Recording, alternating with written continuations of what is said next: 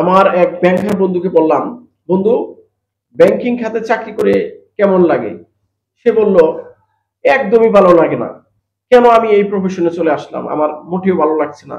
আমার আসলে profession change করা উচিত। প্রচুর প্রেশারের মধ্যে কাজ করতে একদমই ভালো লাগে না। এরপর আমার এক শিক্ষককে জিজ্ঞেস করলাম, স্যার, আপনি কি শিক্ষকতা পেশায় খুশি? সব মিলিয়ে সন্তুষ্ট? সে বলল, নো, একদমই সন্তুষ্ট না। আমার এখন আর ভালো লাগে না। যখন স্টুডেন্টরা ভালো বিহেভ করে তখন খুব ভালো লাগে। কোনো স্টুডেন্ট মিসবিহেভ করলে তখন আর এই প্রফেশনে থাকতে ইচ্ছে করে না, ইচ্ছে শক্তি থাকে না, মনে হয় আজই চলে যায়। সব মিলিয়ে সে বলল যে সে অতটা সন্তুষ্ট নয় এই প্রফেশনে।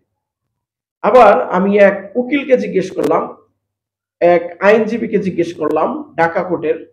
সে বলল সেও সন্তুষ্ট না। সে বলল যে ওকালতি পেশাটা ভালো, কিন্তু এই পেশায় 100% সৎ থেকে এই পেশায় আগানো সম্ভব নয়। ওকালতি পেশাটা হচ্ছে কৌশলের পেশা। কৌশল করে কথা বলে তারপর উপার্জন করতে হয়, শেষ কৌশল মাঝে মধ্যে অবলম্বন করতে হয় না। অর্থাৎ আমাদের দেশের লোকজন তারা নিজ নিজ পেশায় অতটা সন্তুষ্ট নয়। তারা নিজ পেশাকে একদমই ভালোবাসে না। তাদের সাথে কথা বলে আমার এই বিষয়টা উপলব্ধি হলো। সবাই তার নিজ পেশাকে তেমন পছন্দ করে না, বিশেষ করে আমাদের বাংলাদেশের লোকজন।